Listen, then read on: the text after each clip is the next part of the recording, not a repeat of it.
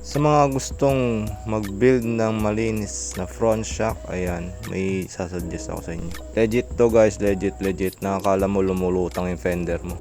Ito pala yung alloy bracket para sa fender natin. So ito, ipapakita ko sa inyo yung video na to kung paano ginawa.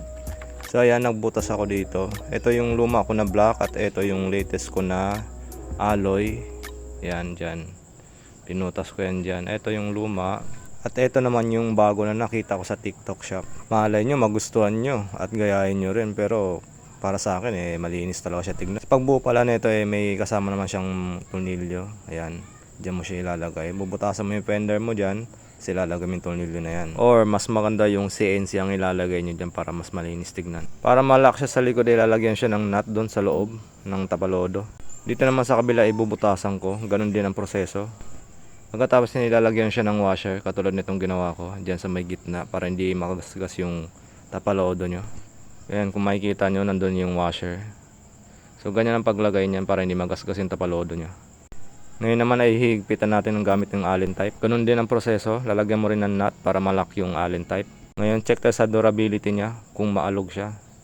So maganda to sa pang daily use kasi minsan rough road ang nadadaanan natin. Pag yung rubber type na bracket, bumababa siya. Hindi katulad dito sa alloy, hindi siya bumababa dahil mahigpit siya. At saka hindi siya klaro na merong bracket doon. Nakakala mo lumulutang yung fender no?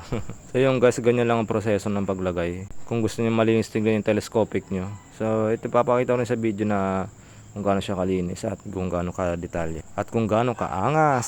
So ito na nga, tinanggal ko na yung kulay itim na bracket ko. Ayan. At yung alloy na lang ang natira. Nakakala mo walang bracket na nakalagay dyan. Sobrang linis niya. Kung mapapansin nyo sa telescopic ko, yung itim na bracket dumikit talaga doon sa telescopic ko. Dito sa kabila nilinisan ko na siya ng metal polisher. Sunod naman na gagawin ko, kakat ko nga tong lagayan ng bracket na itim dati para mas lalo siyang malinis tignan. Kung gusto niyo ng ganito, nasa yellow basket lang guys. So hanggang dito lang yung video ko. Sa next project na lang tayo magkikita. Bye bye.